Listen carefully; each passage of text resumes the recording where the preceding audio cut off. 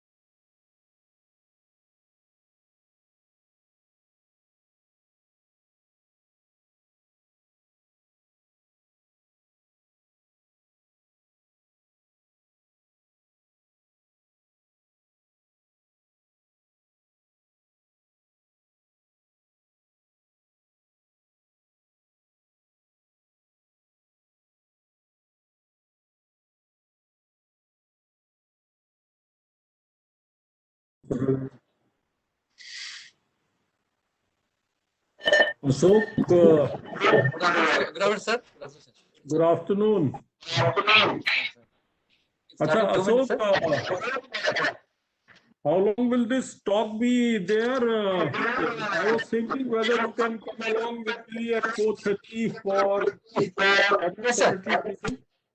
I'll come along, sir.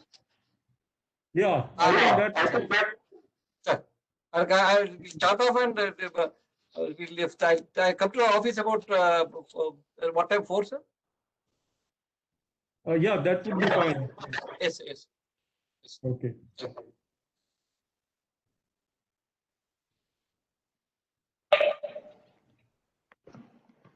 A very good afternoon, sir. Shall we start and make it live? People are joining, so So Yes, just allow please. me a moment. Thank you, sir. Good afternoon, sir. Just allow me a moment, please. Yeah.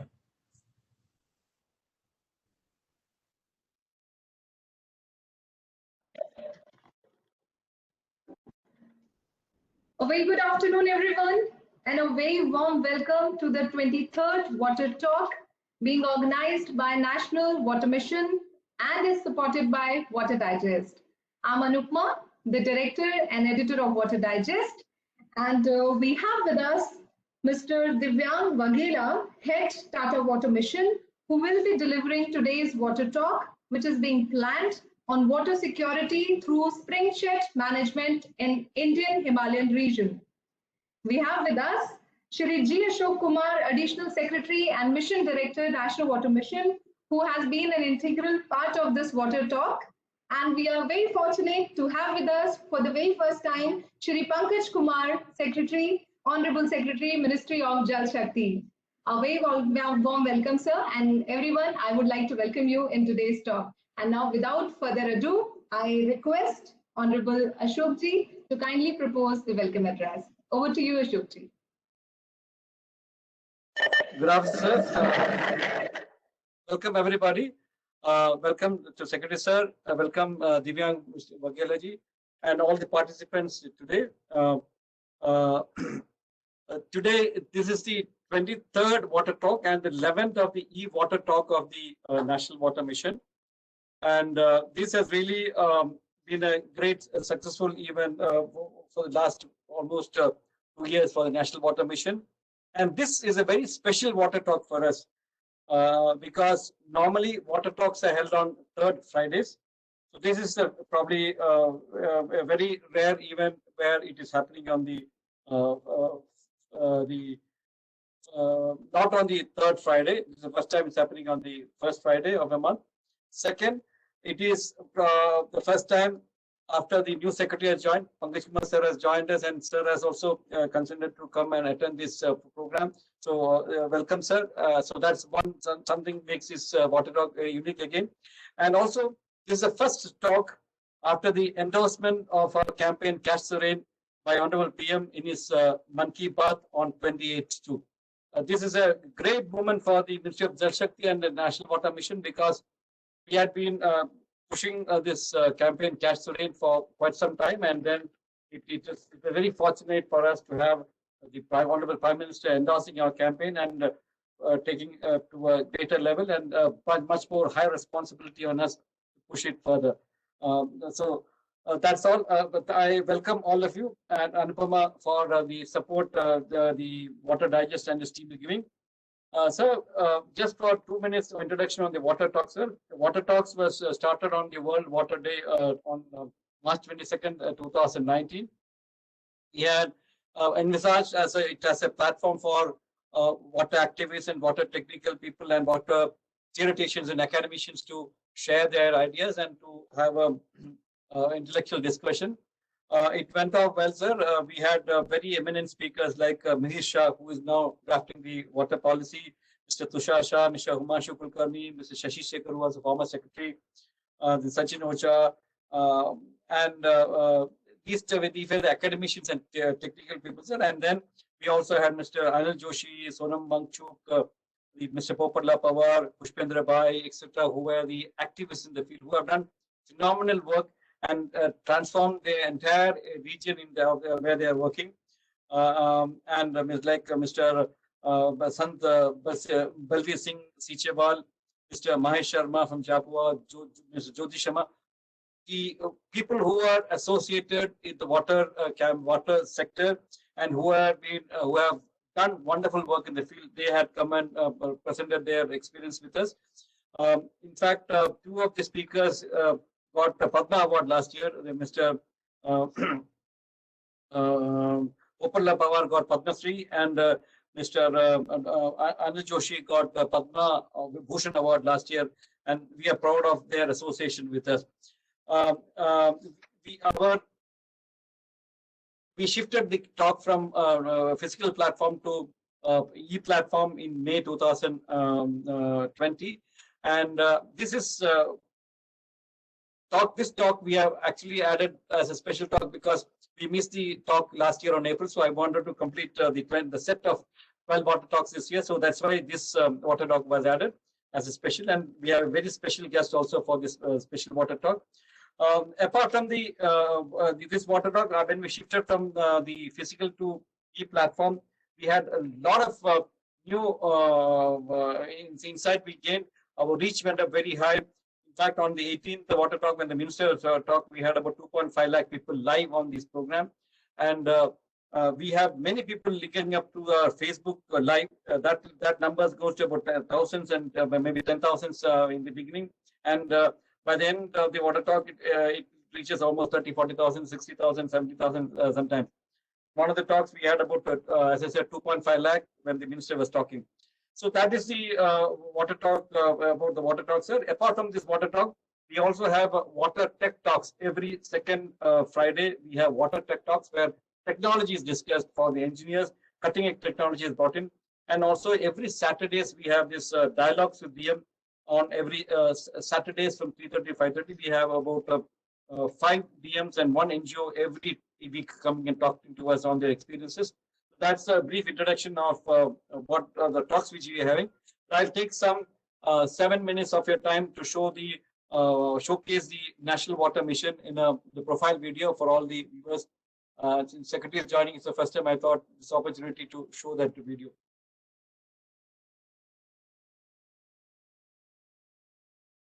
Just a moment.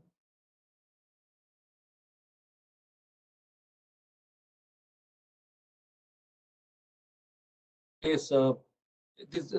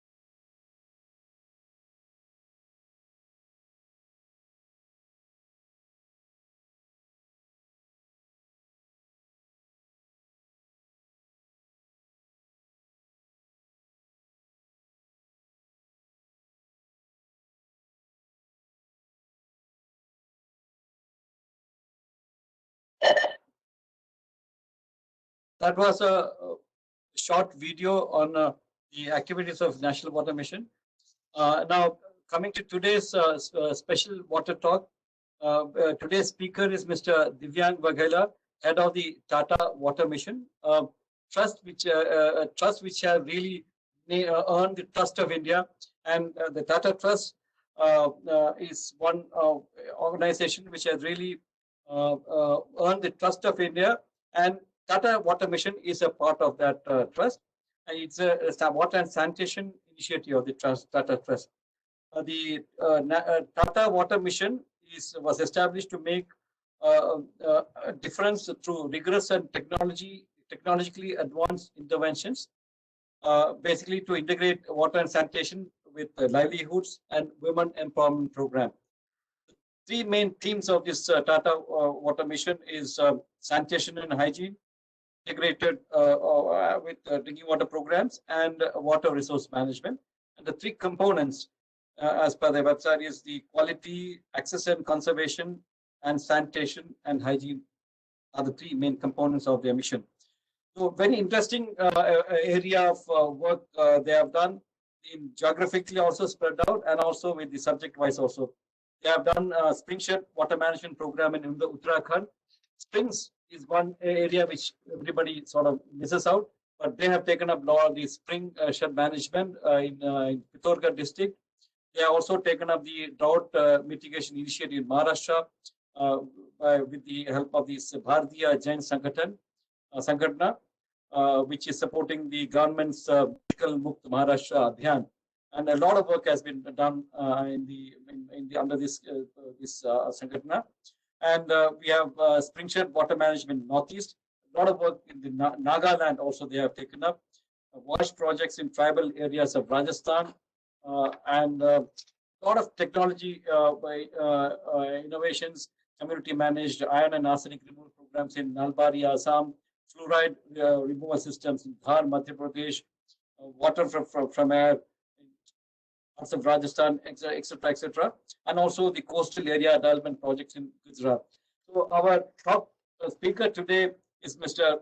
Divyang Waghela, who heads this Tata Water Mission, a very noble mission indeed, and also has made his presence in the field. We're doing a lot of wonderful work, and we're giving succor to many people who are actually deprived of the basic necessity of life, water.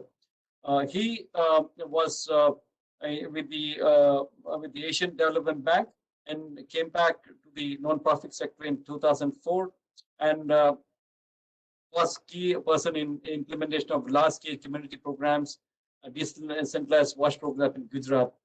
So we all want to hear the wonderful journey the Tata Water Mission has done under your leadership, and we look forward for your talk. Mr. Divyang Waghela, please. Sir, before that, I want to request the secretary to speak a few words, because we have to leave. Our original program was secretary would be there for the program, but now I request secretary to make a for opening address, sir. Well, I really don't have much to say except to express my happiness at this program, which is trying to spread awareness about water to all stakeholders and public at large. And it's very heartening to see that people who have worked in the field and have gained genuine experience, people who are being invited on this platform to talk about the ways in which we can manage water better. And I do hope that this initiative will go a long way. As Ashok has pointed out, Government of India is very keen to do interventions in the water sector. Jal Shakti Abhiyan was a major initiative in this direction. There are several mega initiatives which have been announced in the past and in the recent past, including in this budget, for management of water and sanitation. It's a very large problem. It affects all the spheres of our life. And as was mentioned in that video capsule which was shown, it cannot be addressed without everybody's participation. So that's what these talks should perhaps aim for, and that's what they are aiming for, to enlist the support of everyone by increasing the awareness. So I would stop here, and I would be devoting at least a few minutes to listen to Divyang's views on the matter. So I hand it back to Ashok to conduct the proceedings. And once again, thank you very much and all the best in your efforts. Thank you, sir. So this would be available in our website also, because this will be a recorded version will be available. All the previous water talks are also available on our website, and a lot of people view after the program is also over. So we will watch Divyang's the recorded version, sir, because we have to go for a meeting. Mr. Divyang, we will be watching your program, but live, because I have to go for a meeting with secretary for this thing. So please continue your program, and please share your efforts what you have done, and also and also about the plans which we can work together in the future program. Thank you, Mr. Divyang. Thank you very much, respected Pankaj sir and Ashok Kumarji, for this opportunity. It's a privilege to be a part of this forum, which I think brings a lot of right-minded people into the common platform to achieve the common objective. So really great to be part of this interaction, sir. So I just would like to start a brief presentation, specifically in terms of how the issues on the springs are being addressed. And I think the trust which has been in the space of water and sanitation over a period of last, I think 2 decades, but I think the consolidation of our efforts have been since 2015, when we started working a very small initiative called Tata Water Mission. We do understand that the water problem is quite a big in the country. And as Pankaj sir mentioned, I think it's important that all the stakeholders have to come together, join hands, and I think start working towards the common objectives. In last 5 years, specifically in the Tata Water Mission program, we tried to address 3 core areas. And we worked on the water security, specifically in the semi-arid and coastal regions. So there has a very peculiar issues of the salinity intrusion, which is, I think, one of the very critical factor in the country of India, because we have quite a long 7,000 kilometer long coastline. So we worked on that direction. We also worked in the different issue in terms of the Himalayan region, specifically in Uttarakhand, Himachal, Nagaland, and Mizoram, looking at the springs as a core, source of water. And I think the idea is that today, because we thought a lot of work has already been shared, and what Ashok Kumarji mentioned about very big practitioners in this space have already talked about many things. And I think I thought it's good we can actually put up a very small efforts what we have done and some learnings in the Himalayan region, specifically in the Uttarakhand, Himachal, Nagaland, and Mizoram. So thanks again for inviting me for this talk.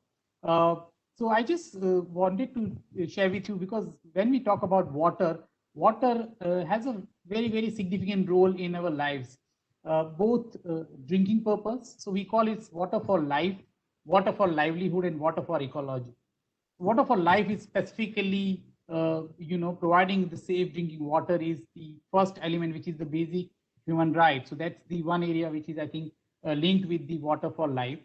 Our maximum water, close to 85% of the water is being used for the agriculture purpose. That's again bringing livelihood to millions of our farming community members. So that is again a very critical factor in terms of our lives, our sustainability. And the third part is about the ecology. I think that is with the climate variation, the climate change, the restoring or conserving the ecology is another important issue, and water plays a very pivotal role in that space also. So as a strategy, we work in all these 3 areas: water for life, water for livelihood, and water for ecology. But today I would briefly talk about the water for drinking purpose, which is very, very critical in nature for the providing safe drinking water to our Himalayan region, specifically in the states which I mentioned earlier. What are the springs? And I think it's important because we know that it's being known as Dara, Prava, Nala. There are very different names which is being used for actually identifying the springs, and which are, I think, springs are areas on the ground that show groundwater outflow from the aquifer below. So that's, I think, the generally the springs are called. It has a cultural importance, it has a ecological importance, both for actually providing water to the rivers and providing water to the communities staying in the Himalayan region. What are the challenges in the issues specifically in the hilly part? I think if you look at in India, we have a Himalayan region which actually relies majorly on the springs as a major source, where we also have a Western Ghats and Eastern Ghats, which also has a more major reliance on the springs as a water source. As many of you are aware, that India has around close to 5 million springs, and out of that, around 3 million springs are in the India Himalayan region, which covers around almost 12 states, starting from the Leh Ladakh to the northeastern region. It's equally important that in these 12 states, this 60 to 70% of population, specifically in the Himalayan region, these springs play a very important role as a backbone, both for a drinking purpose as well as for agriculture irrigation purpose. And hence, I think the sustenance of this community is relying on the springs. And I think in terms of the numbers, around close to 5 crore people are actually dependent on the springs in the region. In ecology perspective, if we see, around 23.9% surface flow irrigation systems are based on springs. So that is, I think, quite a substantial percentage of amount is coming from the springs, which is actually providing us for irrigation systems. I think if we look at the challenges now, I know that over a period of last 5 decades, I think gradually over extraction of water or a changing in the consumption pattern, we have started facing new challenges in the water availability across the country, be it a part of the Rajasthan, Gujarat, Maharashtra, or southern India. But at the same time, in Eastern India and Himalayan region, we have been facing these water challenges, and which is becoming now more critical day by day. One of the report, which I think 2 years back, the NITI Aayog has come out in terms of what is the current status of springs across the country. And I think one of the very specific elements they have mentioned that nearly half of the perennial springs have already dried up or have become seasonal. So that is, I think, a very, very important and I think a very serious matter to look at in terms of the drying up the springs, or it becomes a very, very seasonal. So monsoon time only we get the flow. The discharge of those springs have gone down substantially, which has a very direct impact, both social perspective as well as on a livelihood perspective. When we work in Uttarakhand region, we found that because few springs are drying up, women have to actually walk up to 2 to 3 kilometers in the hilly region to just fetch the water of around 20 liters. I think that's the huge social burden on the women and adolescent girls who spend substantial amount of time in only fetching the water. I think thousands of villages are currently this kind of acute scarcity. But I think I also would like to say here that in last 5 to 7 years, I think substantial amount of efforts have also gone into bringing the focus on water security part by both the national government as well as the state government.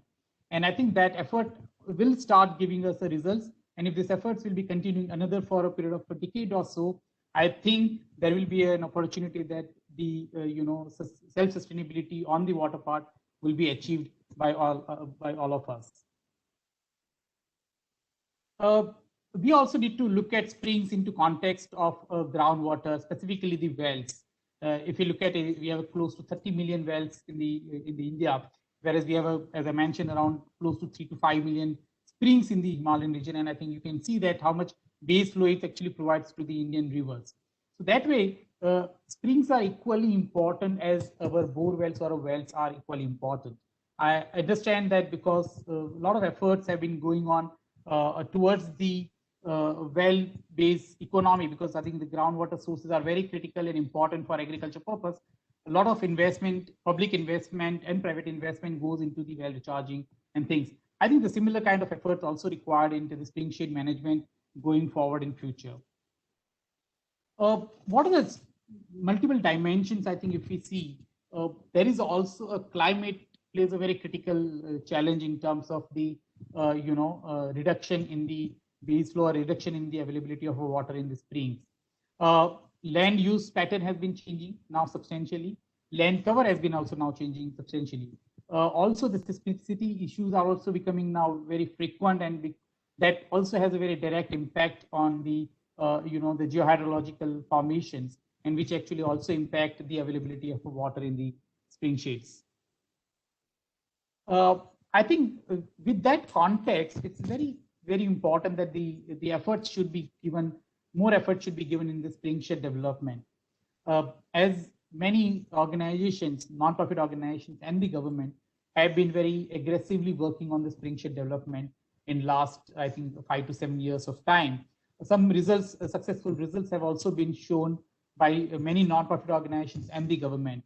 I think if you look at the Meghalaya, which has been one of the pioneering in terms of the springs management across the state, and I think has shown a way to many other states to work on. I think what I would like to emphasize here that in the larger context, if you see in the macro perspective, if we see, if we need to look at addressing this problem, looking at the futuristic way, I think we need to try and see that how the spring shade can become a kind of a very nationally driven central focus area to work on. Currently, many states are doing an independent efforts on it, but I think there is a need to have a convergent effort at the national level, which I'm sure I think the National Water Mission is the right platform to take this whole agenda forward by bringing everyone together, specifically the state governments and some of the critical players, foundation, non-profit organizations, academic institutions, which play a very critical role, both in terms of action research program and also finding out good technology-based solutions to address the challenges in the spring shade management. What we have done as I mentioned, we have worked in Uttarakhand, Nagaland, Mizoram, and Himachal Pradesh. These are the 4 states we done some work. Because we are as a foundation, we have done very limited work, but we wanted to ensure that we develop a very strong proof of concept, which can then be taken forward by many like-minded institutions as well as the government as a policy. So if we actually build this whole ecosystem by building partnership with multiple stakeholders, we would be able to make a very significant change in that. And I think I would also like to share a small case study, which is also specifically in Uttarakhand, where one of the institutions promoted by the Tata Trust taken a lead in terms of bringing people together, and I think ensuring that the spring shade management taken as a very central focus solution in the state of Uttarakhand. And I think the similar approach also can be replicated in many other states. In the process, this 8-step methodology around 6 years back, when we started working with the communities in Uttarakhand, we thought of bringing them some kind of a systematic approach, methodology, so that I think we go into the right path, or anyone, any institution would like to work on this, they need to have a very strong standard operating procedure, we call it SOP. So they understand at what point of time action need to be undertaken. And based on that, which kind of a results can be achieved. And hence, we actually tried to build that ecosystem and created something called the 8-step methodology. There are many institutions who have joined this. It's a co-created model. It's not only the methodology created by us, but it has been co-created by many institutions. We have been part of this efforts going forward. One of the first element of this whole program is about doing a problem identification. And I think when you talk about problem identification, it needs to be having a convergence of 2 things. One, the scientific knowledge, and second, the traditional knowledge of the local communities. If we try to bring these 2 things together, I think we will be able to identify the problem more effectively. And hence, very first important step is about how you can engage with the community and bring them onto a board understanding the problem. The people who have been staying in those geographies, staying in those villages, they know their springs well, they know their ecology quite well, they know their forest quite very well. So it's very important that the people of that particular village, community, or a cluster of villages need to be a primary stakeholder of this work. So that is the very first step. The second step is important in terms of bringing the scientific knowledge into it. So scientific knowledge would require a very comprehensive geotagging of the springs and also doing the hydrological mapping. Every village or every region has a different kind of a geological characteristics, and it is very important that we understand those characteristics well. For that, it is important that we do the all hydrological mapping of that particular region, but at the same time also try to do the inventory of the springs. As I understand, there are some projects which actually focuses on creating a water atlas. So they are trying to create inventory of every springs in that particular region, whether it's currently running, whether it's dried up, whether it's a perennial, whether it's a season. They are trying to capture all the springs in that particular region. And I think that helps to understand in terms of what is the problem all about and how we can actually then get the diagnostic right, so that our solution or our strategy to ensure that problem is going away for a sustainable way can be designed effectively. The third part is about the established data collection and monitoring system.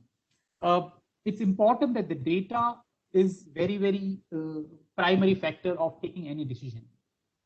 Sometimes the conventional knowledge is important, but if you don't understand the pattern of the springs behavior, pattern of that, how the data are actually coming up in terms of the discharge level is going up or down, what is the correlation with the rainfall in that particular region, and hence I think the data collection process is very important. The data collection, I would say, important element, but it is not impossible. Many times people say we don't have a knowledgeable people, and hence I think the data collection becomes a kind of a secondary process. What we have actually undertaken, that we have trained the local people on the ground, and we have trained them how to do the data collection using the technological advancement into the benefits of this kind of a process on data collection and using that data for a decision support system. So that is, I think, very important element which we created at the grassroots level, social capital, the cadre of professionals within a village, which actually collects the data, provide it to us so that we can understand what is the pattern of the the springs and pattern of the particular geographies playing, and how we can actually use the data for making a right decisions. The fourth element is about the selection and capacity of building of cadre. As I mentioned, conventional knowledge is the most critical element of any development process. And the community, if they take the ownership, I think they will be able to only solve the problem. I know that there is one saying that the users are the best managers in terms of their finding out a solution for those problems. So if we can put users as a center point, make them as a managers, I think the whole process ownership is becoming very central focus for these institutions or a community institutions or people who are actually part of that particular geography. So that is very important. We need to provide them a technology knowledge as well as some support, so that I think they understand that the problem, where the problem lies and how they can find the solution. Our role is more as a facilitator. Our role is not to replace them and then find out the solutions and then implement that solution. We say that if they start working towards taking a leap towards the finding the problem and solutions, we can play a very critical role in only as providing that whatever technical, managerial, or maybe a financial support to those communities. The fifth part is about water balance. Many organizations have actually worked on the water budgeting element, I think, and this has been quite well accepted phenomena across the country now. Many watersheds have also taken water budgeting or water balance as a primary interventions to work towards the water security part. And I think the same approach needs to be taken here. As I mentioned first in slide, that water for life, water for livelihood, both are equally important. So for many departments or for maybe development practitioners, drinking water springs or irrigation water springs may be a different. But for user, ultimately there is a water they are going to use for drinking purpose, they are going to use for agriculture purpose. And hence it's important that they understand how much water they have. If you look at in one village, there may be 4 or 5 springs or sometimes 10 to 12 springs, and each springs actually have some flow, base flow or discharge. So they need to understand that what is the current water available with them, and why are they are using this all water, because they might be doing a only Kharif season cropping, they might be doing a partly Rabi season cropping, and some people with the lucky, if they are lucky and getting some water, they can also do the summer cultivation. So I think it's important that the water, what they are using either for agriculture purpose or for a drinking purpose. It's very important that the drinking water need to be secured. And once they understand the water availability, both demand and supply, I think they will be able to take the right decisions. As I mentioned, that the water security plan is a blueprint to be created based on the first 5 steps. And it's, I think, the community which actually plays a very critical role. They are the owner of the process. They need to create the water security plans. The technical, managerial, or financial support could be provided by the external stakeholder, any NGOs, or civil society organizations, or even in the government ecosystem. Once we created water security plan, then I think the responsibility comes with the panchayat or a community institution to do the implementation. And that implementation is based on the your scientific approach, based on what is the catchment area, what is the treatment area, where I think it needs the implementation or which kind of intervention need to be undertaken so that the water could be, more water could be stored, more water could be put into the back to the aquifer and could be available for a longer period of time. So that is the implementation part, which is more on a physical hardware infrastructure could be created. It could be a low cost, it could be a high cost, but it depends on what kind of a geography we are trying to cater to. The next part is about the setting up the protocols. The protocols, it's again a social norms, I would say, because the protocols are very important to sustain any infrastructure, sustain any process. So if we don't define the protocols, there are high chances that the things will fall back to the original situation down the line 2 or 3 years. So hence the community has to come together, defining those protocols, defining those social norms, and ensure that whatever water is being secured or protected or conserved need to be conserved for a longer period of time. It should not be used. So for example, in some of the villages, they say that after some specific period of time, so they also have a like controlled grazing. So that in some of the forest area, they say because this is our catchment area, we want to have a more vegetation here. They don't allow any cattle to go there. They don't even allow cattle to graze there. So that's, I think, they can actually sustain more moisture, soil and moisture conservation could be possible in that particular area. So the social norms could be very, very critical and important for the community to build. Once we build that social norms, and that can become a kind of a guiding principles for them for a longer period of time.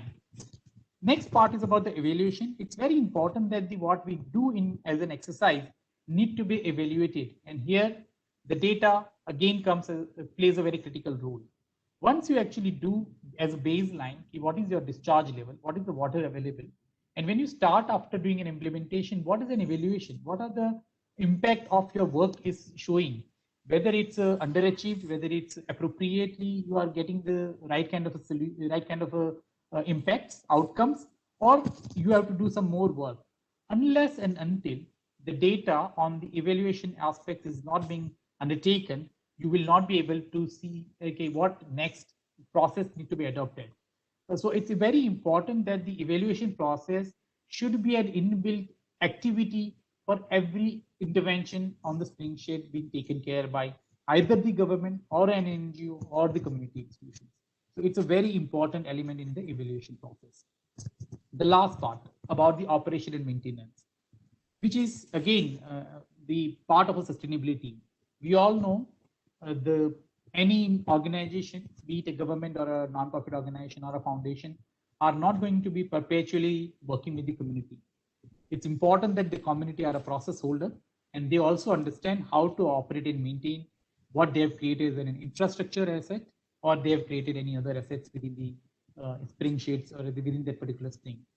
That would require some kind of negotiation between the 2 or 3 more villages in terms of how they can protect those areas, how they can continue every year. They have to undertake some activities so that they should not fall back to the original situation where the water supply becomes a critical factor for them and water is not available. They may have more challenges going forward. To create a resilience of those challenges in future, they need to create this ecosystem of operation and maintenance. And again, they have to build some social norms. They have to allocate some resources. They can bring it either from the MNREGA funds. In the Himalayan region, there are a KEMPA fund. There is a forest department who provides funds. So they need to actually keep on finding out the ways and means, resources to ensure that every year they take minimum activities to ensure that the springs are supplying the same water, or actually the discharge should be increased over a period of time. So this is the whole 8-step process one has to adopt in the spring shade management. Wherever we actually implement program in these 4 states, we go through these processes, and I will share with you some results going forward. These are some of the photographs which I already spoke to you or spoke about in terms of how you to take the inventarization. I would request the National Water Mission also that if they can actually take up as an exercise that spring atlas is being created for many states have started this process, but every state if start working on a spring atlas, they will have a very rich inventory. They will have a very rich data points. And I think that is going to be very useful for the state government, district administration, multiple departments for deciding their budgetary allocation, or deciding their schemes are going to be functional or not. I would like to also highlight one very important point here, that all currently the Jal Jeevan Mission program, which is going to provide tap connectivity to 100% households by 2024. It's a very ambitious program, very, very innovative thinking process into it. And I think the community has been put at a central focus area.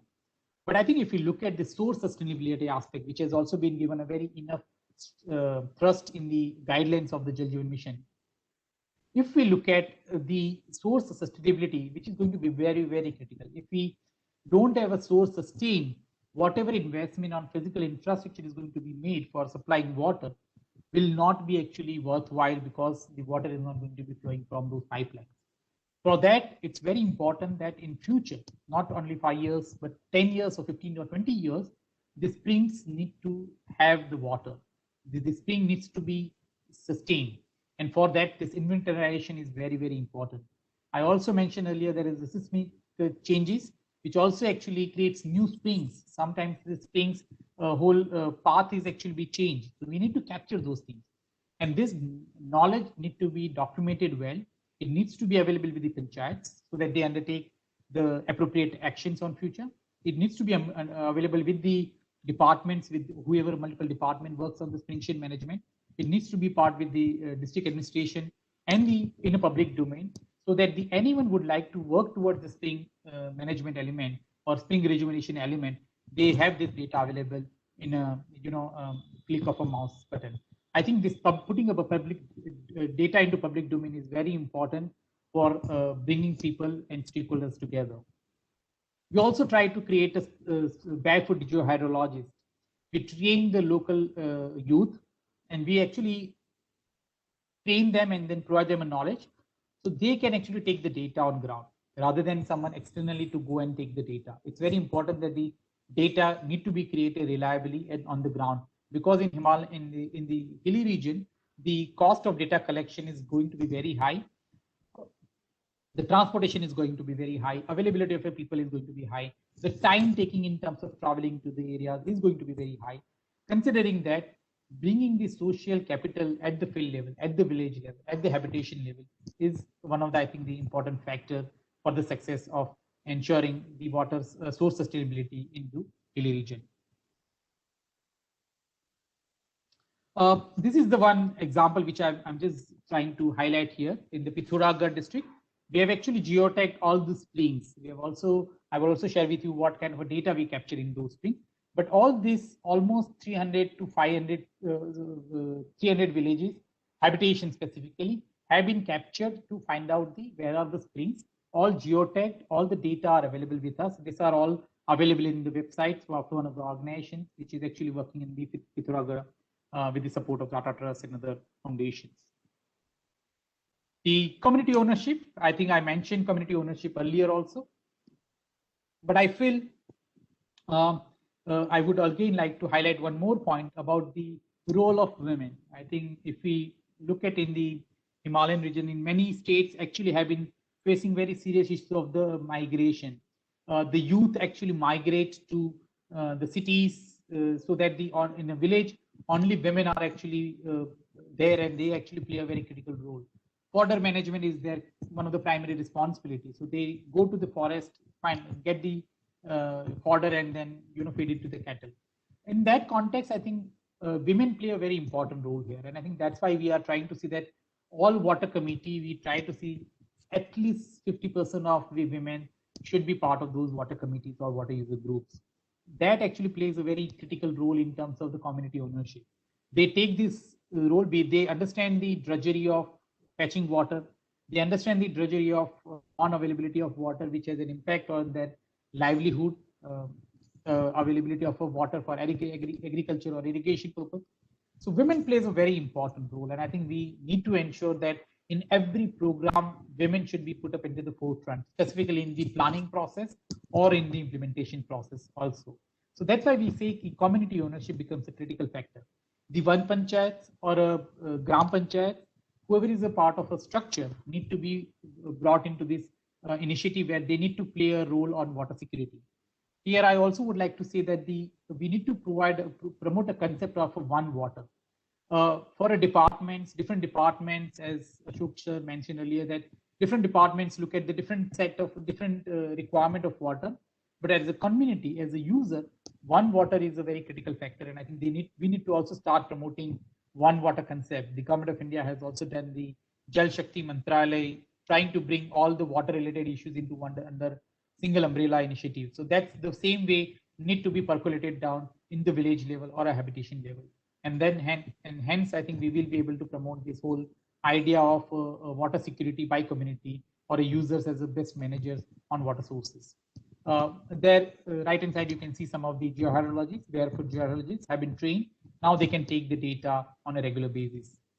Once we create this kind of a scientific knowledge combined with the traditional knowledge of community, we need to create a potential groundwater recharge zones.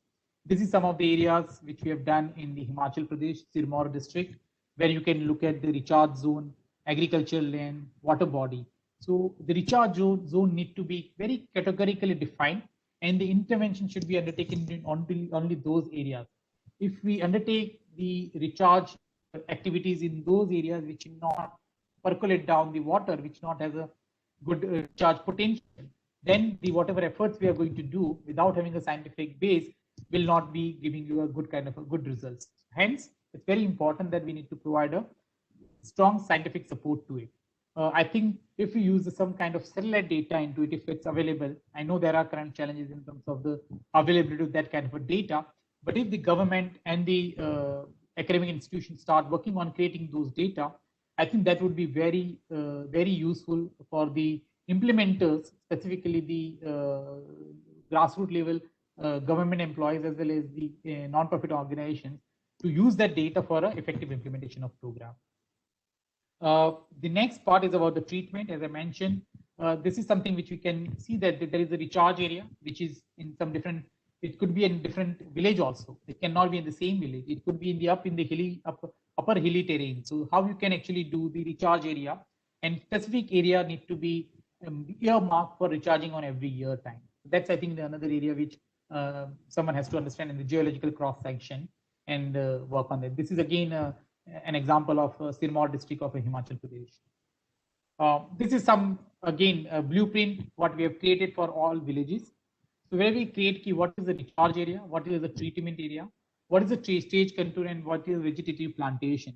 So you can see that this kind of information, if it's available with the community, they can, and this is a blueprint, should be available with the community for a longer period of time.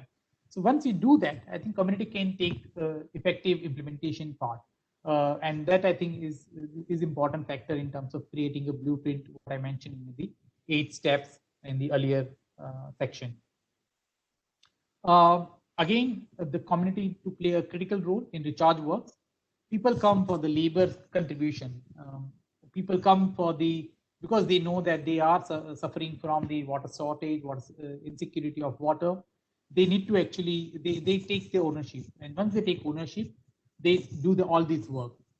There are various means in terms of bringing the NREGA related funds, bringing the forest fund, there is bringing the Kempa fund. But if the community brings all those resources together, because the panchayat has a 73rd amendment, has a better power and better, I think, the responsibility as well as the finances available, so they can use and invest into the water management for a longer period of time, or a continuous basis, year by year, they can invest resources once they have a very clear blueprint available with them. One of the points I also would like to mention here about the process documentation. As I mentioned, the data is important. The data is important for the government or the implementer, but data is also important for the community. So this process which has been created called Dhara Janampatri. As we also have a Kundali for every individual, I think if we can also create a Dhara Janampatri or something Kundali for every spring, if we start feeding the data into it, I think that is a very rich process documentation, and that very rich data can be helpful for taking any decisions in future. Any stakeholder can take that, things. We are trying to promote this with the communities. We train the people, so they actually start building the Dhara Janampatri every quarter or every month. They take the discharge data, they put in into that Dhara Janampatri, and when some external go there, I think they understand what is the process of the springs behavior, and if the additional investment or additional intervention need to be undertaken, they can take it effectively. These are some of the works, some photographs of the Nagaland, some photographs are of the Uttarakhand. So this is, I think, the area where I think we try to build very strong interventions, the quality interventions on the ground. And then again, the quality can be ensured by the community institutions or the community itself. This is again some of the photographs of our work in Uttarakhand region. This is the process, some interventions being done by using the local material. If the external material, stones, bricks are not available, if it's a high cost, then you need to look at the local material which can be used effectively for storing water. How effective you can do that? I think you need to also scientifically understand that those materials are useful for the storing that water. I just would like to take a small case study of our work, which I think will give you a some glimpse of success of our interventions, which is a more community centric. The people actually take ownership, and then what we can got. Here, if you see the, I would say springs is a lifeline for Uttarakhand. Uttarakhand has around close to 39,000 habitations, and we have around 94% water supply systems are gravity fed. Gradually, there are multi-village systems are coming up, but most of the water sources are based on the springs. That is quite substantial amount of systems which actually are dependent on the single village water supply systems. Similarly, in Himachal Pradesh and Leh, in Leh, it's 72% water supply systems are gravity fed. In Himachal, 70% are systems are gravity fed. These are quite little old data, but in Himachal now they have actually moved towards the more pumping based systems. So they are actually lifting the water from the river basin and then providing it through multi-village water supply system. But largely, the springs are becoming critical supply of water in most of the cases across Himalayan area. And this is the data of our work in 200 villages, which we have undertaken in last 5 years on a spring shade management. And right inside, you can see some results. So we started our work in May 2016, and we have got the data in May 2018. 2 years of cycle, we have done some work. We have created a community institution, water user group, Pani Samiti. We created a comprehensive blueprint of the geological mapping using the geohydrology study. We have created the Dhara Janampatri. We have created a knowledge within the community, do the very strong social behavioral change with the community so that they took ownership. And after 2 years of intervention, we have treated around average 7 hectares per spring we have treated. And I think we could actually increase 48% in the lean discharge. And this is the summer to summer data. So you can understand the 48% water availability, additional water availability can solve in substantial amount of problems of the community, specifically on the drinking purpose. This project was majorly focused in the Gangoli block of Pithoragarh district, where our focus was on drinking water. But then we gradually started working on a water security concept, looking at the village, all the springs, how that catchment to be undertaken. That project started last year, and we are trying to see that if we get some good results, that model could be replicated by many other locations. And this is the, I think, the drinking water available every household. This is, I think, the dream the Prime Minister has seen for providing drinking water to every household, specifically the hilly region, which is facing very, very critical issues on water availability.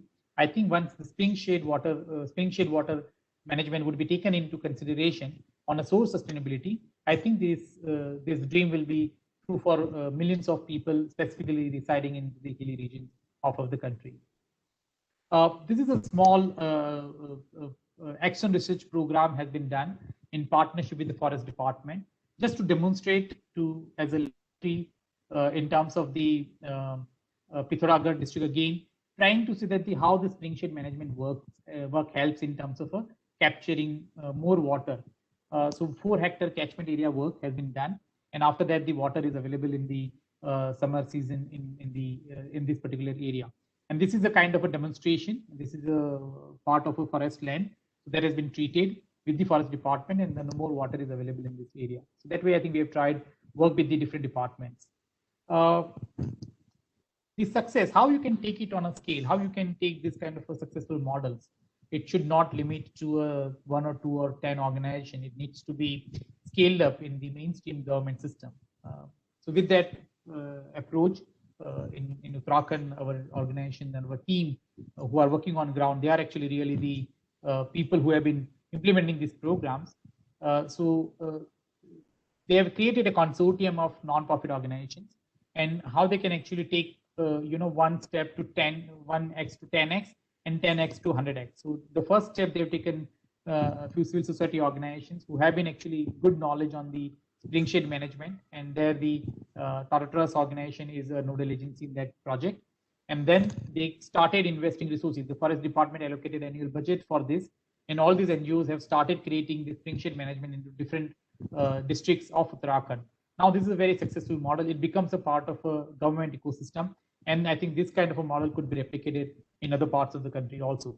The similar approach we have taken into Nagaland, where Nagaland, the Land Development Corporation, the Rural Development Department, and the Tata Trust have come together and then implemented this spring shade management program across 11 districts. And that has also got a very good results now. And that project could also be expanded and scaled up, where the government means funding could be utilized for the physical infrastructure and the value addition on the behavioral change communication, bringing the innovative technological solutions, training and capacity of community institutions, or in barefoot geologies. That kind of a role we tried and played and facilitate the whole process in that region. So we need to look at how we can bring all the people to converge together, not at the national level, but also at the state level, at the district level, and also at the village level. Once we convert all the efforts, I think the point what Pankaj Kumar sir mentioned, that actually creating water secure villages is going to be the dream of everyone. I think the water need to be used effectively, judiciously. Everyone knows that, but everyone knows how to do that. That I think need to be promoted there. This small island of success needs to be converted into a large scale programs, mainstream programs, so that all the stakeholders can effectively work towards this. So that is a larger, I think, idea. And as I mentioned, the community need to be a center of every program. So this is the experience of the Tata Trust work in spring shade management in Uttarakhand, Himachal, Nagaland, and Mizoram. I think this is a great opportunity to share our small learnings. Many institutions, many organizations have been doing great work, and I think we got an opportunity to partner with many institutions to influence their thinking process. And I think this is the good platform for us to also support the government in their endeavor to ensure water, specifically for the hilly regions. Thank you very much for patient listening. I would be happy to answer any questions if you have specific to this learnings what we have from the ground. Thank you, everyone.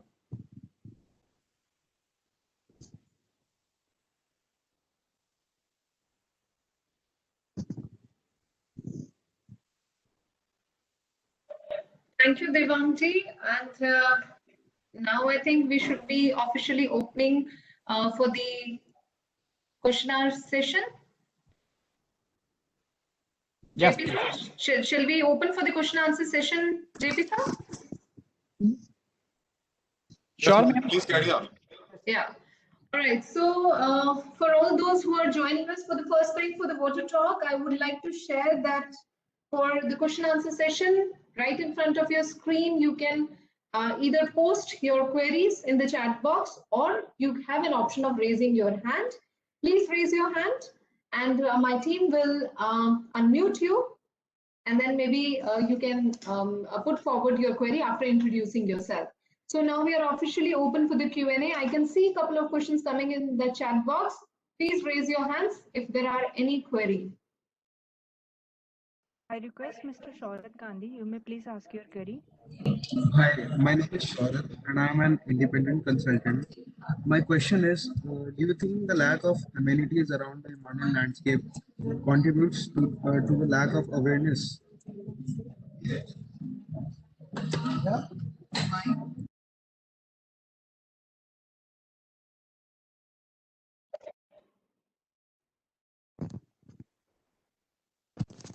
There is some background noise. There was some background noise. Can you just repeat your question, please?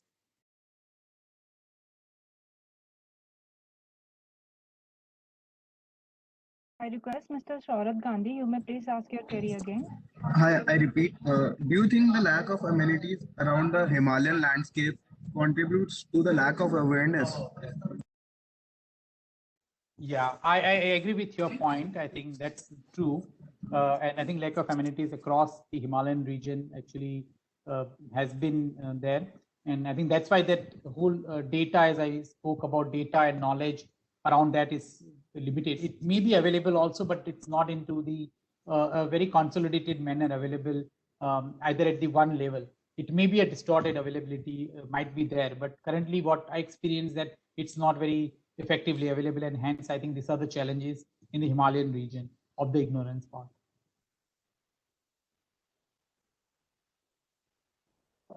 I request Mr. Kirit Trivedi, you may please ask your query. Good afternoon all of you. सबसे पहले तो मेरी तरफ से बहुत बहुत बधाई हो नेशनल वाटर मिशन की, क्योंकि माननीय प्रधानमंत्री जी ने भी नेशनल वाटर मिशन का catch the rain where it falls when it falls का उपयोग अपने मन की बात में किया था। मेरा प्रश्न वाघेला जी से ये है कि उन्होंने बताया था कि उन्होंने सैलिनिटी के बारे में भी और उसके बारे में भी कुछ काम किया था। तो सैलिनिटी रिड्यूस करने के लिए और सैलिनिटी इंग्रेडिएंट्स के कंट्रोल करने के लिए कोई कामगिरी उन्होंने की हो तो कहाँ पे की थी और कैसे की थी, उसका मार्गदर्शन करें। दूसरा क्वेश्चन ये है कि आइसबर्ग बनाने की बात अभी हम टीवी में देखते थे कि ठंडियों में ये लोग आइसबर्ग बनाते हैं उत्तरी प्रदेश में और उत्तराखंड की एरिया में, जो पिघलने के बाद उसका उपयोग पानी के उपयोग में किया जाता है। तो ये आइसबर्ग का सिस्टम कैसे उपयोग हो सकता है उसके बारे में बताएं। धन्यवाद। थैंक यू त्रिवेदी जी आपके प्रश्न के लिए। अच्छा, सैलिनिटी के बारे में मैं आपको बताना चाहूँगा कि सैलिनिटी का काम हमने गुजरात के कोस्टल रीजन में किया है। सो गुजरात में आपको पता होगा जूनागढ़, जामनगर, पोरबंदर, भावनगर, अमरेली, पूरा जो बेल्ट है, Gujarat has the longest coast line close to 1600 kilometre. तो वहाँ पे जो कोस्टल सैलिनिटी इंग्रेज हो रहा है लास्ट अराउंड 30-40 ईयर्स से, उसके लिए हमने काम किया और उसमें दो तरह से काम किया। एक काम हमने किया कि उसमें देयर आर टू अप्रोचेस। एक तो है आप सैलिनिटी को मिटिगेट करिए, यानी कि सैलिनिटी को आप पुश बैक करने का प्रयत्न करिए। तो एक ही वो हमने काम किया, और दूसरा है कि आप सैलिनिटी को अगर पुश बैक नहीं कर पाते तो आप सैलिनिटी के साथ कैसे आप मैनेज करना सीखते हैं, सैलिनिटी के साथ अपना जो जिंदगी कैसे जीना सीखते हैं, वो एक दूसरा एक अप्रोच हो सकता है। वो दोनों अप्रोच पे हमने काम किया था और उसमें हमने दो लेवल पे काम किया। एक तो किया हमने कि सबसे ज़्यादा हमने मैंने कहा वाटर सिक्योरिटी के ऊपर बहुत ज़्यादा काम किया, वाटर हार्वेस्टिंग और रेन वाटर कंजर्वेशन के ऊपर बहुत हमने काम किया।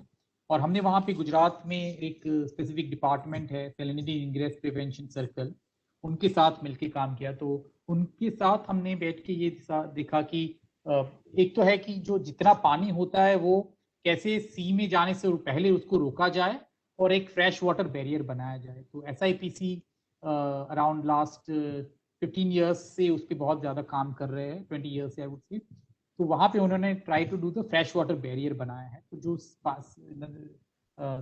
समुद्र का पानी है जो अंदर जो आता है उसको वो पुश बैक कर सकता है। तो वो एक एफर्ट किया गया था गवर्नमेंट से, जिसमें हमने we are a part of that committee so that we identify which kind of areas need to be done there. Second हमने जो किया कि जहाँ पे कम्युनिटी का रोल कैसे इफेक्टिवली लिया जा सकता है, वहाँ पे सिविल सोसाइटी ऑर्गेनाइजेशन को कैसे इंकॉर्पोरेट किया जा सकता है, उसके ऊपर हमने बहुत ज्यादा रोल किया. तो आपको शायद से पता होगा कि जो सिविल सोसाइटी के थ्रू सबसे ज्यादा जो वाटर कंजर्वेशन का काम हुआ है उसमें coastal region of Gujarat is one of the areas, and उसमें लोगों को कैसे कम्युनिटी को एंगेज किया जाए उसके ऊपर एक हमने काम किया था.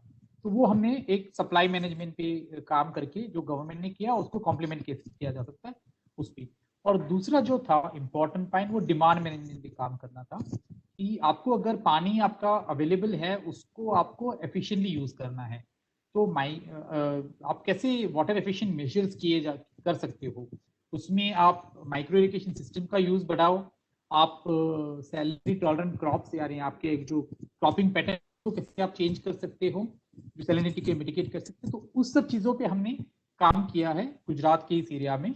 एंड आपको I am happy to share with you some more learnings of our work in Gujarat with you on salinity mitigation. So that वो पहला आपके प्रश्न का उत्तर था. दूसरे प्रश्न के उत्तर में मैं आपको शायद से मैं कुछ उसका आंसर नहीं दे पाऊंगा बिकॉज मुझे इस बारे में ज्यादा जानकारी नहीं है. जो आपने कहा कि आइसबर्ग से जो बनाते हैं और उसको बाद में वो वाटर के लिए यूज कर सकते हैं, मुझे उसके बारे में नहीं है, तो मैं आपको उसमें हेल्प नहीं कर पाऊंगा. ये excuse me, I just want to add on.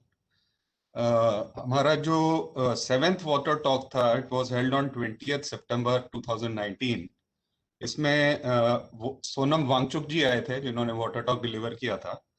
And he explained the idea of ice stupa as one of the innovative water conservation technique. And he said that ice stupa is a form of glacier grafting technique that creates, artificial glacier used for storing, winter water in the form of conical ice heaps. And during summers when water is scarce, this ice stupa melts to increase, water supply for the crops and for the local usage. So अब हमारा वो recording हमारे water talk website हमारी website पे available है, वो आप देख सकते हैं. उससे आपको you will get to know more details about it. Thank you. I request Thanks, Mr. Mrs. Shrikant Mehta, you may please ask your query. Hello. Hello. Yes, sir, please go ahead. Good evening to everybody. I am speaking about from BIOC Maharashtra. Just I want to clarity about Pankaj sir. We are implementing various springs development program in Himalaya region, Western Ghat, but there are the different spring development types. Out of the 5 spring different major types, which is the perfect scientific solution to solve the perennial water source of drinking water as well as agriculture purpose to meet the supply and demand side of that location. As per the experience or considering the scientific base, which is the perfect solution of spring shade development, types of the spring. Hello.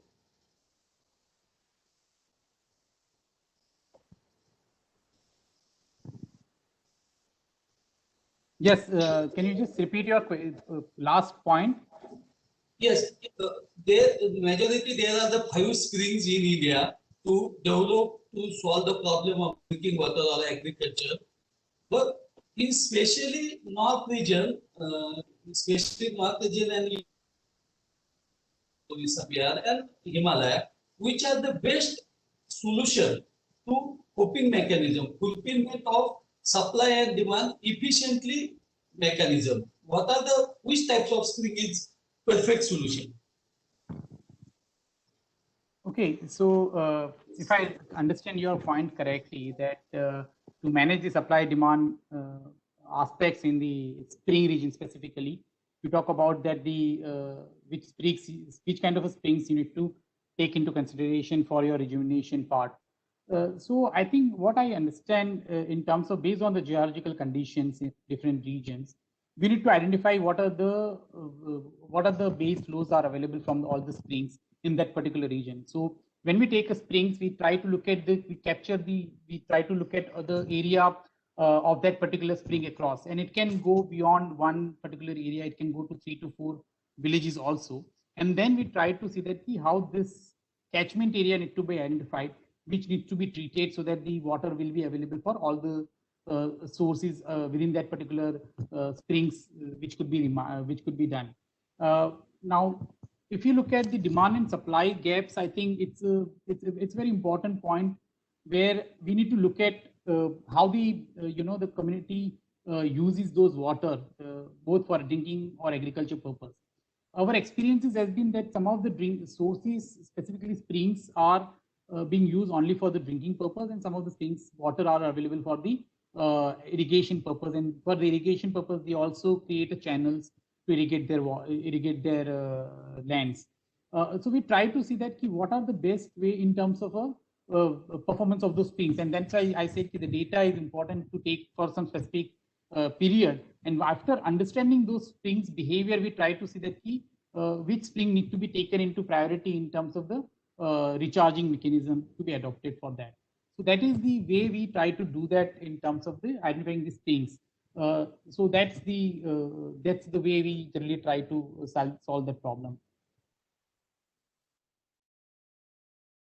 I request Mr. Jagdish Basin, you may please ask your query.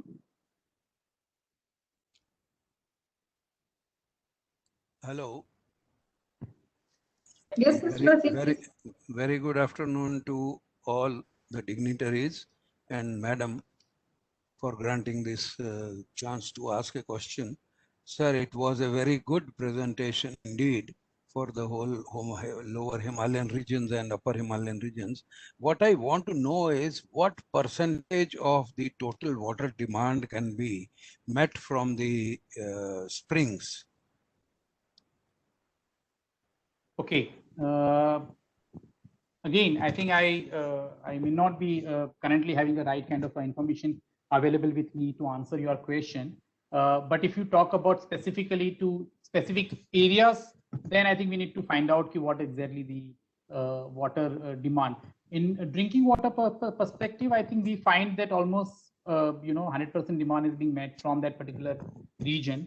But if you are talking about on a macro perspective, that in whatever the spring based flow we have and how much it can actually fulfill the water demand, that I'm sorry, I don't have that data right now available with me.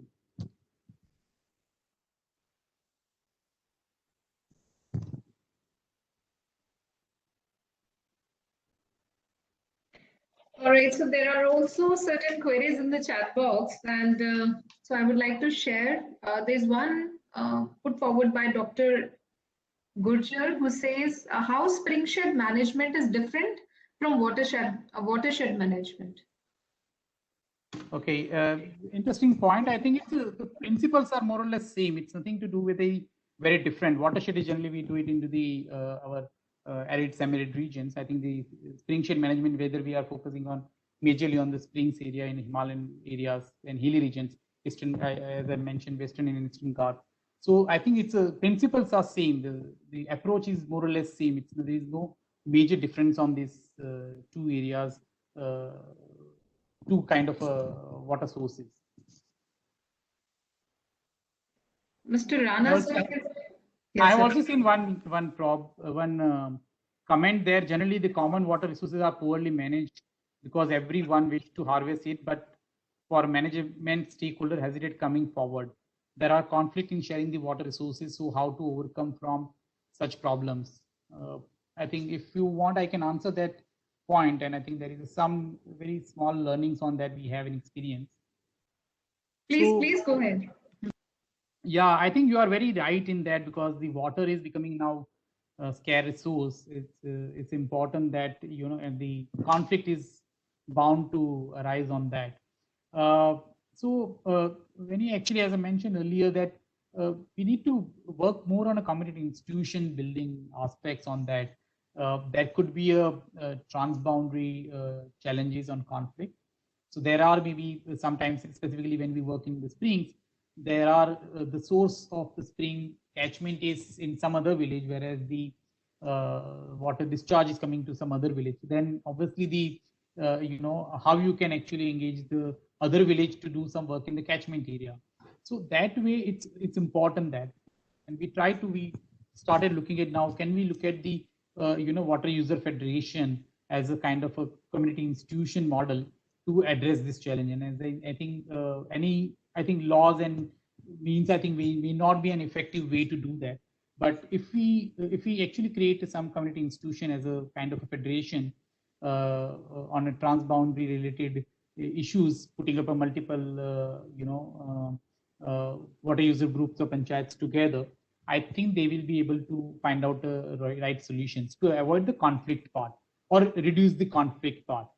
And this becomes a kind of a part of a social norm or a social cultural perspective. It is difficult, I think, to drive. Sometimes the conflict should not be there.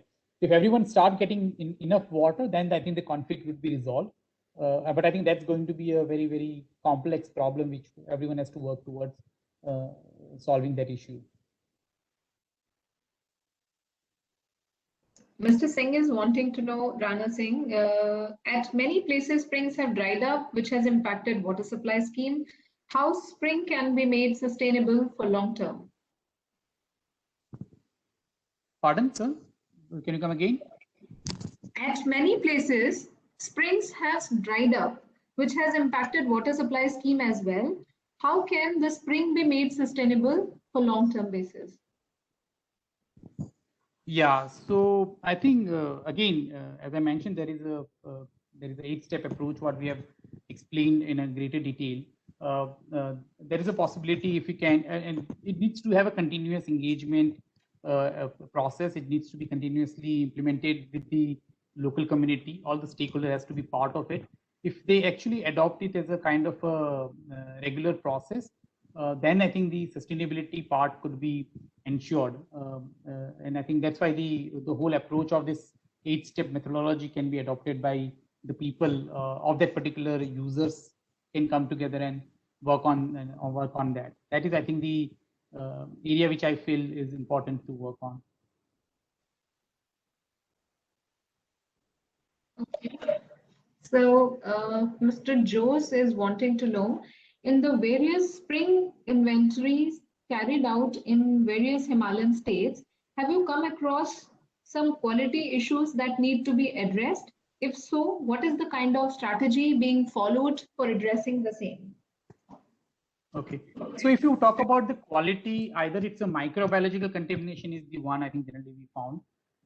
In the areas where we work, we have not found any kind of a chemical contaminations. So I don't have any kind of an issue in terms of data specifically in the chemical contamination in terms of water quality has come. But if it's a microbiological contamination, I think the disinfection is the best way to do that if it's being used for other drinking purpose in that particular area. So that is I think the answer I would like to just say. But we have not found much challenges in the water quality at this point of time in the springs where we have worked on. I have one question. I think how do you see the synergy with the Jal Jeevan Mission, which now promotes source sustainability in its new guideline? Thanks, Mr. Rathod. I think it's a very important question, and I think we had an opportunity to work with the Jal Jeevan Mission program around a year back, and I think specifically on the spring shade part. So we worked with the ministry team, and then we supported in terms of building this whole spring shade management guideline, which could be integrated with the Jal Jeevan Mission program, because the source sustainability is very critical factor into ensuring the functional household tap connectivity. So that way we work with them, and that there is a specific guideline on the spring shade management which has been issued by the Jal Jeevan Mission in the source sustainability. So that guideline could be also used by the states for ensuring source sustainability efforts are taken care of in the implementation of the Jal Jeevan Mission program schemes. So that needs to be an integrated part. We are also trying to see that it needs to be a part of your DPR, the One Village Action Plan. You prepare the source sustainability should be an integrated part if possible, and then you look at the holistic solution for providing that water.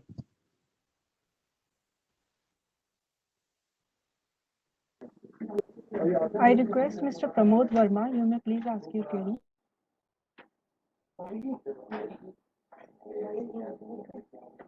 I request again Mr. Pramod Verma, you may please ask your query.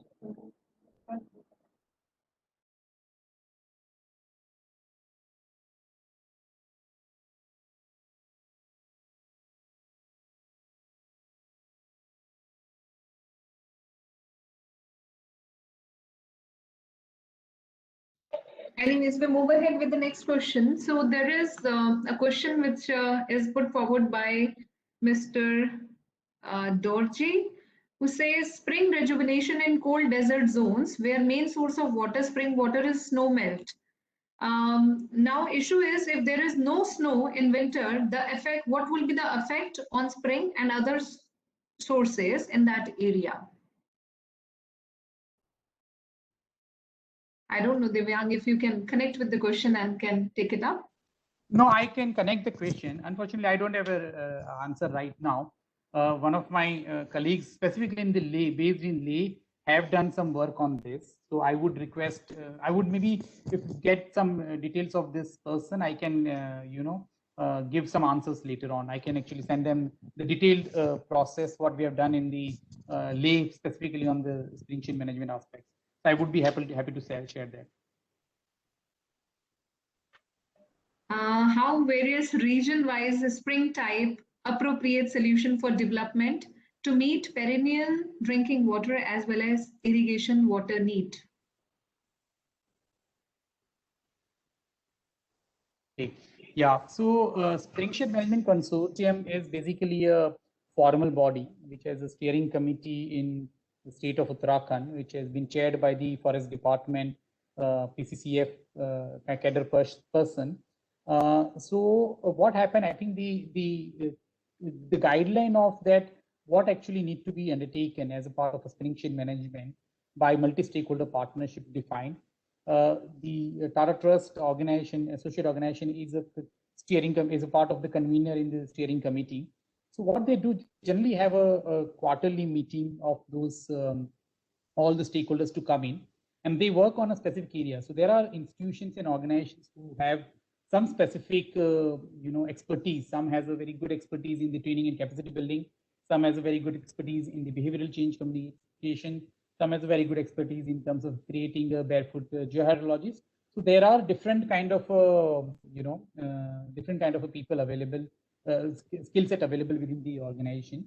So as a part of that, they are these SMC actually become a platform at the state level, not only in terms of exchanging the ideas and knowledge, but also converting them into kind of a implementable guidelines. So once this knowledge are actually based on some evidences, strong scientific evidences are available, that could be converted into implementation guideline. And then the all stakeholders start implementing those approaches or processes in that particular geography. So I think once you actually, you can replicate your successful models into a large scale. So that is the way this collaborative platform helps in terms of all stakeholders to work in a common direction. So all districts are actually working towards this spring shade management area in Uttarakhand and other parts. So that is one good way to do that. Similarly, in Nagaland also we have created a collaborative platform where there are 2-3 different departments working, but because they have some different approach and the financial allocation and some limitations on that, we play a role of facilitator. So we actually create a community institutions, and all the resources which are available from either of the department are leveraged for that particular organization. And whatever the learnings are there being shared at the state level steering committee. I think this is the state level institutional mechanism is very critical, not only for knowledge sharing, but also creating a policy for better implementation processes. Thank you, Divyangji, for taking up all the queries. And as of now, I don't see, many queries in the chat box, and also there are no more hand raised. However, still during the course of time, if anyone feel like putting forward any more queries, you may please write to either National Water Mission or to Water Digest. And with this, I think we will close the question answer session. And moving ahead, I now request Shri JP Singh Ji, Deputy Secretary, Department of Water Resources, River Development and Ganga Rejuvenation, Ministry of Jal Shakti, to please propose formal thank you note, sir. Over to you, JP, sir.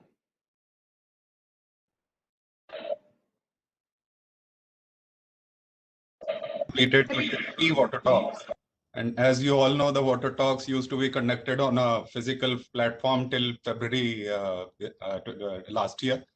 From 13th water talk held in May last year, we switched over to electronic mode, which helped us to expand the reach to an extent that 18th water talk, which was delivered by our minister, it witnessed a participation of approximately 2.4 lakh persons, as Ashok sir also told in his welcome address. I, on behalf of National Water Mission, extend a hearty vote of thanks to today's speaker, Mr. Divyang Waghela, head Tata Water Mission, for sharing his ideas and experiences on water security through spring shed development in Indian Himalayan region. We know springs are natural point of sources of groundwater discharge, and they have been vital source of groundwater in all the mountainous regions across the world. Millions of springs, they form the lifeline for the people of Himalayan region, sub-Himalayan region, Eastern Ghats, Western Ghats. Today, talk of Mr. Waghela highlighted the water security scarcity issues in hills and spring shed development methodology by integrating science, social science, research, and implementation. Thank you very much, sir, for an interesting talk on a very important topic. I extend my sincere gratitude to Secretary, sir, for gracing this occasion on with whose valuable guidance has been instrumental in organizing the water talk and making it a successful event. I'm grateful to our Additional Secretary and Mission Director of National Water Mission, who has been the backbone of water talk, and without whose guidance and support, we would not be perhaps able to reach to almost the end of the second year of the water talk. I want to thank you who are all connected on this water talk platform and for making this discussion an interesting forum. I am feeling in my duty if I don't extend my special thanks to those participants who have been sort of attached to the water talk series and have been attending this series on regular basis. My special thanks to them. I convey my thanks to Water Digest team who have been our partners in organizing this water talk series and whose continued support to the water talk events have made this series a memorable one. Lastly, I would thank the National Water Mission team for extending full support in organizing the event. Lastly, thanks everyone for joining us today. Thank you very much. Thanks. Thank you, everyone. We look forward to your participation in all other upcoming Water Tech Talk and Water Talk. Thank you so much. Take care. Thank you.